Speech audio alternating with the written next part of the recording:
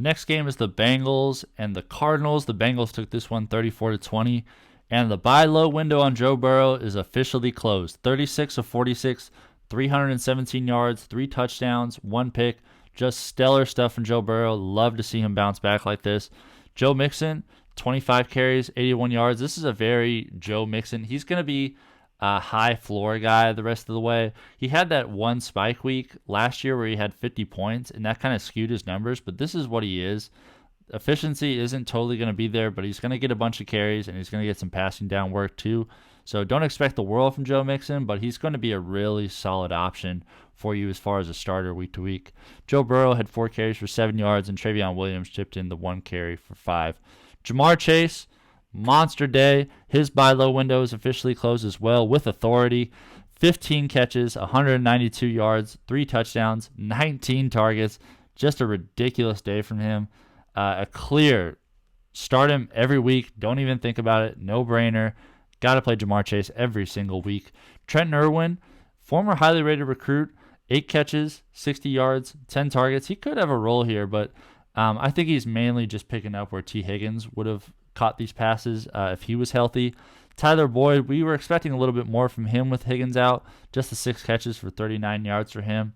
His role is kind of, he's not quite Van Jefferson where his role is just his role. He's going to get a slight tick up when T. Higgins is out or Jamar Chase, but that doesn't mean he's going to totally pick up where they left off, as you can see here with Trenton Irwin playing as well as he did. Mixon had 4 catches for 13 yards. Andre Iosivas chipped in a catch for 9. Kwame Lassiter had a catch for 2. And Chase Brown, the rookie from Illinois, also had a catch for 2. For the Cardinals, Josh Dobbs came back down to earth. 15 of 32, 166 yards, 2 touchdowns, 2 picks. Just had the 3 carries for 1 yard. Don't expect the world from Josh Dobbs. I think he got off to a really hot start, but he's going to settle down somewhere in the middle between this bum performance and the success he had earlier on in the year.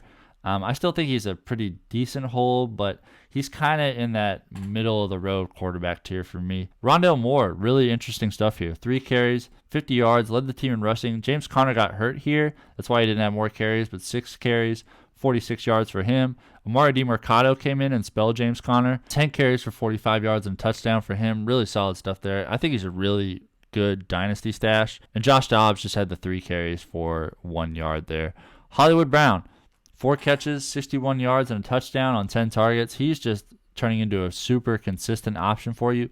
Even when Josh Dobbs had a bad game, he's still chipping in 61 yards and a touchdown. So keep playing him. You could absolutely do worse than Hollywood Brown week to week. Rondale Moore had 3 catches for 26 yards. Interesting to see him get more involved this game. Jeff Swaim had 2 catches for 22 yards. Michael Wilson, disappointing stuff here. A catch for 18 yards on 2 targets.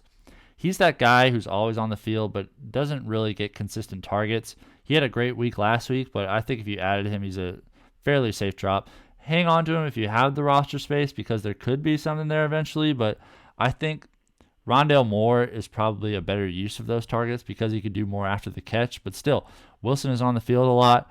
You could do worse than him in a bench spot, but I could absolutely understand dropping him. Trey McBride just had the 2 catches for 17. Amari Demercado had a catch for 12. And Zach Ertz, 2 catches, 10 yards, and a touchdown on 4 targets. He reminds me a lot of what Tyler Higbee was doing last year. He's going to get targets, the occasional touchdown, but the yards aren't ever going to be there, I don't think. So limit your expectations for Zach Ertz. It is tight end, so there's going to be worse options out there, absolutely. But I do not think that Zach Ertz is a, for sure, lock-it-in starter week to week at tight end.